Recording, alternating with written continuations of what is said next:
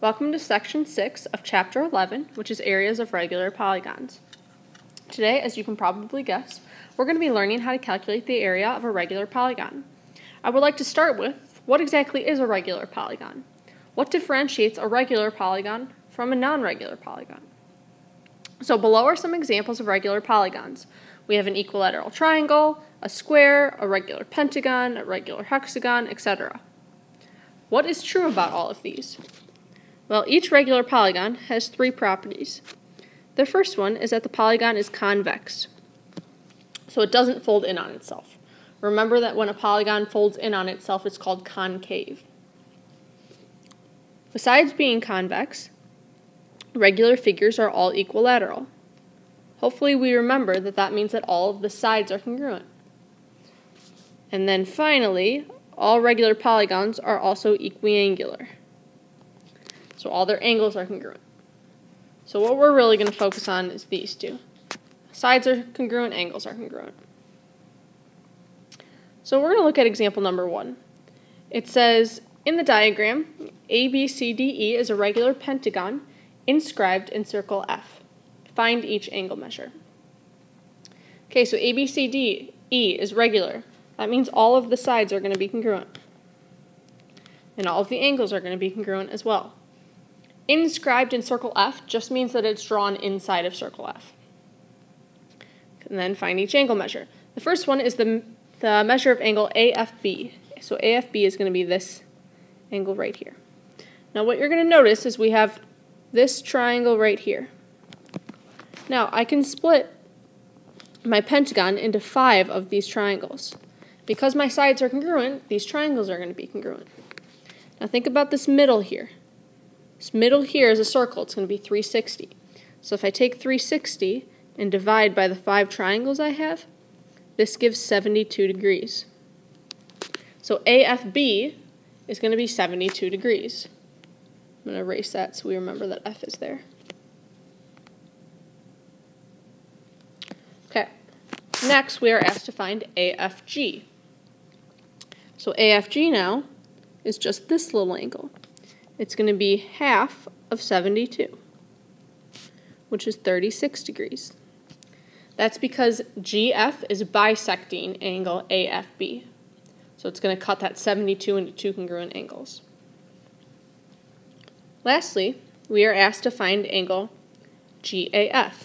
GAF, that's this angle right here. Now I know every triangle is 180. I'm looking specifically at this triangle.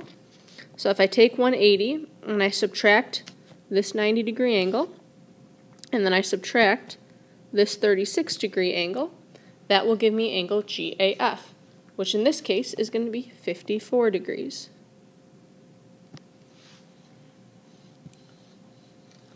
So this is the first part of what's important today. You're going to have to be able to find these angles because we're then going to be using these angles to solve for sides. So before we move on, there's some vocabulary we need to know. The center, this is just the center of the figure. So it's the center as if you had drawn a circle around the figure. In our case, the center is point F.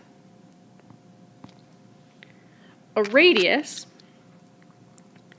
is a segment from the center to a vertex. So in this case, FA is a radius. It goes center to vertex. A is the vertex. FB is a radius. FC is a radius. FD is a radius. And FE is also a radius. All of these extend center to vertex, center to vertex, center to vertex. The apothem is the height of a triangle in the polygon. So if we look at our triangle, we were looking at triangle BAF. The height of the triangle is here because it forms a right angle. So GF would be an apothem. This would also be an apothem. It's the height of the triangle. So it's always perpendicular to a side of the polygon.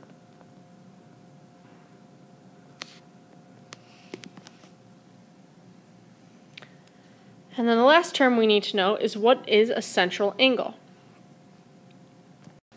A central angle is the top angle in the little triangles. It's always going to be connected to the center.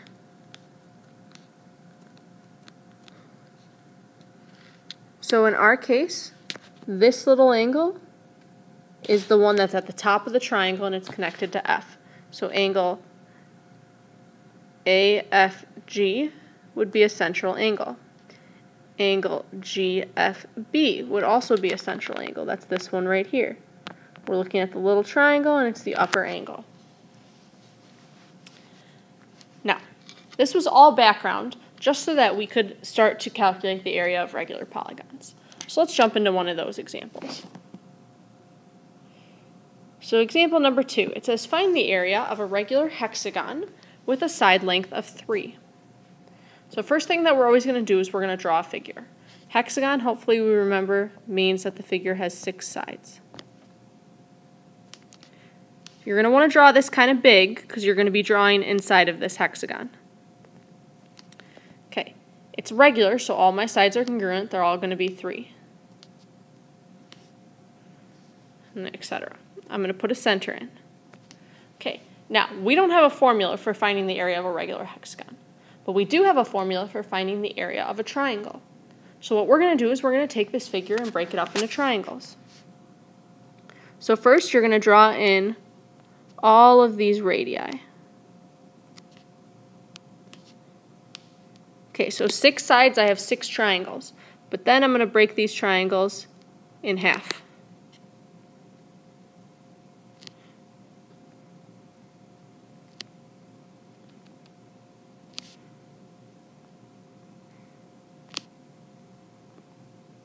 So I now have formed 12 triangles. So 6 sides means I have 12 triangles. I'm always going to have twice as many triangles as I do sides. All I need to do is find the area of one triangle, and then I can multiply by 12 because there's 12 of them. They're all congruent. So one triangle, the area is going to be 1/2 base times height. Okay, so I need to find the base and the height. Well, I know the side length is 3. If this entire length is 3, it's going to split and be 1.5 and 1.5. So my base is 1.5. I still need to know the height though. Okay, so the first thing that I'm going to do is I'm going to find out what is the central angle. So this center has 360 degrees. I divide by 12 triangles and I get 30. That means this angle up here is 30 degrees. All those central angles connected to the center are 30 degrees. Now I have 30 degrees, I have this 90-degree angle, which means my last angle is 60 degrees. So I have a 30, 60, 90 triangle. Remember the ratio is L root 3, and 2L. I know the side across from the 30 is 1.5. So then L root 3 is going to be 1.5 root 3. And then 2L, 2 times 1.5 is going to be 3. Now my height is this right here. It's the one across from the 60. So my height then is going to be 1.5 root 3 across from the 60. So now I can substitute that back in.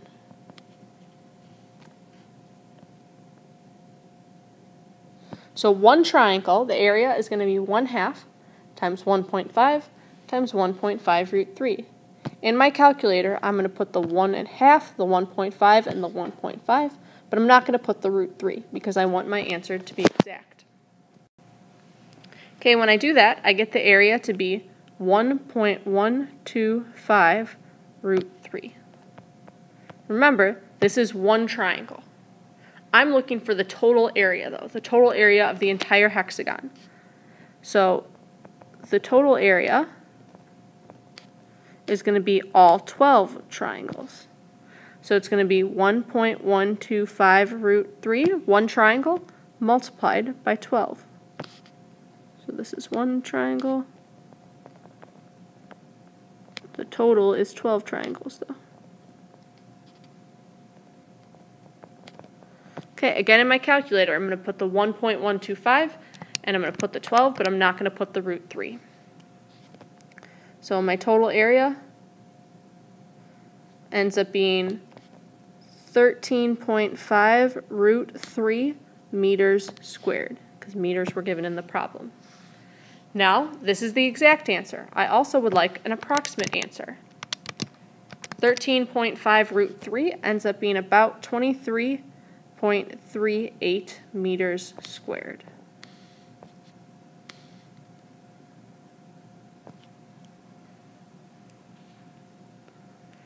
Okay, and that was it. I know that that was a log problem. It definitely was, but it's not anything too complicated. All you're going to be doing is taking your figure, breaking it down into smaller figures, and finding the area of one triangle. It's always going to be in terms of triangles. So in order to solidify this, let's try another example. Here's your next example. It says calculate the area of the regular polygon below. So the first thing that I'm going to do is I'm going to draw in all the triangles that I have. I notice that there's 5 sides. So there's 5 big triangles, but each big triangle we break down into 2 little triangles. So 5 sides, total of 10 triangles. One triangle is going to be 1/2 base times height. So one little triangle I'm looking at is this little triangle right here. Remember that the triangles are congruent, so I just have to find one.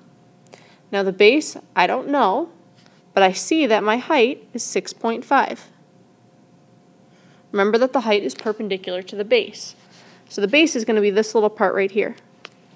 So the trick now is to find the base. The last example, I used a 30, 60, 90 triangle. Right now I'm looking at this triangle.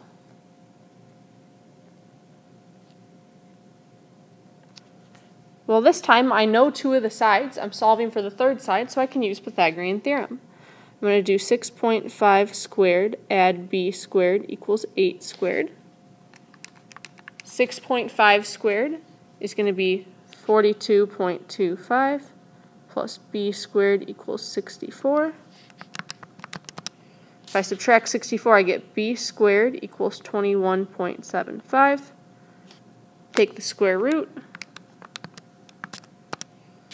I get b to be approximately 4.6637. This is not going to look any nicer. I can't really break down the square root of 21.75. So in this case, I'm just going to use that decimal. This now is my base, so this is what I substitute in here. So one triangle is going to be 1/2 the 4.6637 times 6.5. Instead of using that 4.6637, I'm actually going to use the square root of 21.75. And I'm going to put this exactly into my calculator as it looks. 1/2 times the square root of 21.75 times 6.5. Please remember to end your parentheses after the square root so that the 6.5 doesn't get sucked up into the square root. When I do that, I get the area to be 15.1570. Now, if you didn't get that, go back and use the decimal. That's fine. If you use the square root, it's going to be a little more exact. But remember, this is not my final answer. I want the total area. So I'm going to have to take that 15.1570 and multiply by 10. Because there's 10 triangles. That 15.1570 is just one triangle. But the pentagon is made up of 10. So when I multiply by 10, I get my total area to be about 151.570 units squared.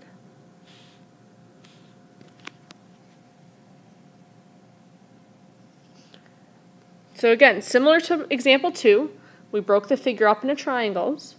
We then found the base, found the area of one triangle, and multiplied by how many there are. So there's a lot of steps, but nothing that's super complicated. We have 2 more that we're going to do, but there's something that I just want to review. So to find the apothem is just the height. the radius or side length, you have three possible methods to use. So in other words, I'm going to take my figure and break it into triangles. A lot of times I'm going to have to solve for the base of the triangle, or I'm going to have to solve for the height of the triangle. And I want to know, what methods do I have to solve for the base or the height? Well, in example 2, we used a special right triangle. So that's one method to solve for a side or a height or an apothem. So those are 30, 60, 90, or 45, 45, 90. Now in example 3, we didn't use special right triangles, we used Pythagorean theorem.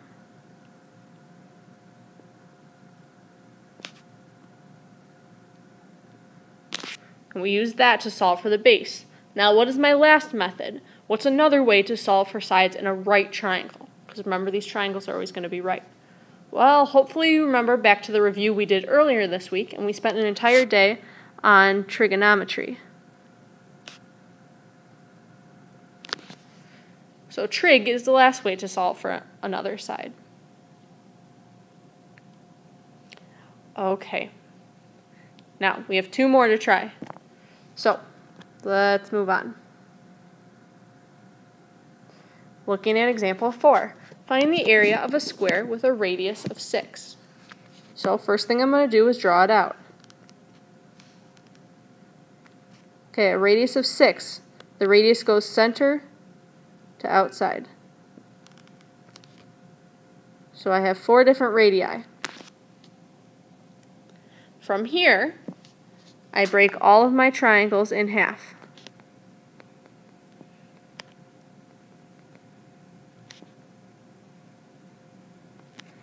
Okay, so square has 4 sides, so I'm going to break this up into 8 triangles. Now, I will tell you that we're going to look for the central angle right up here. So if I take 360 and I divide it by 8 triangles, I get 45. So this upper angle is 45 degrees, this is 90 degrees, and this lower angle is 45 degrees. Now, to find the area of a triangle, we need base times height. So, right now, I would like you to pause the video and see if you can finish this problem. Find the base and the height. I'm going to give you steps. So, find the triangle base and height. Then you're going to have to find the area of one triangle. And last, you're going to have to find the total area. So, pause the video and see if you can finish this problem. Good luck.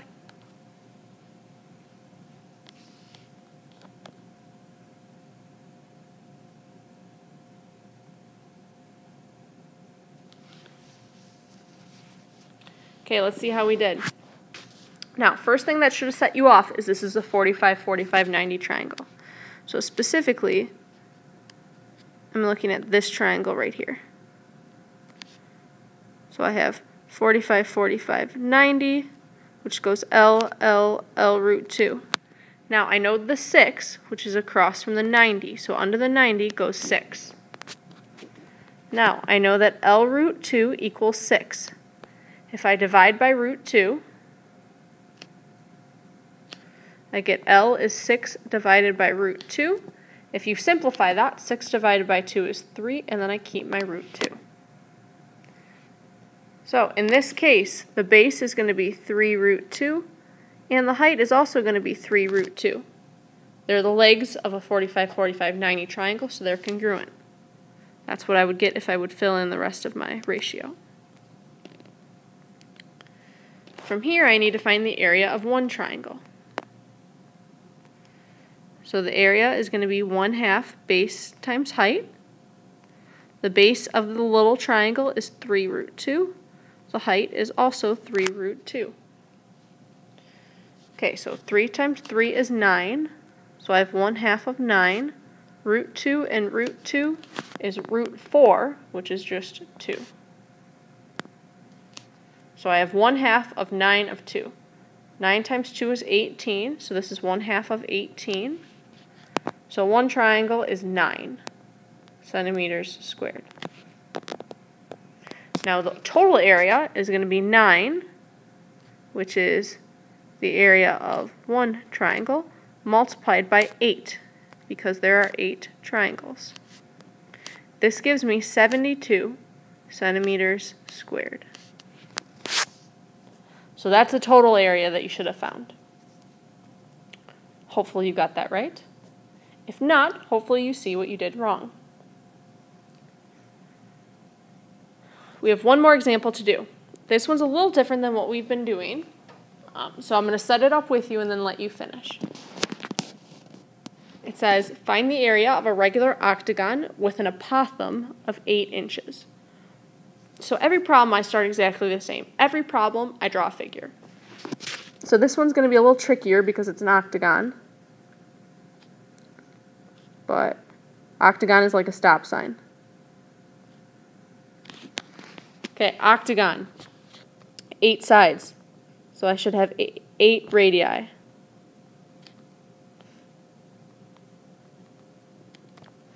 And then each side is broken up into 2 triangles.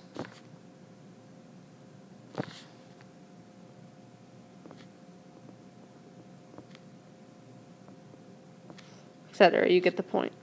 Okay, now an apothem of 8, that's the height of the triangle. The height of the triangle is 8. So, in order to find the area of a triangle, I need to do 1/2 base times height.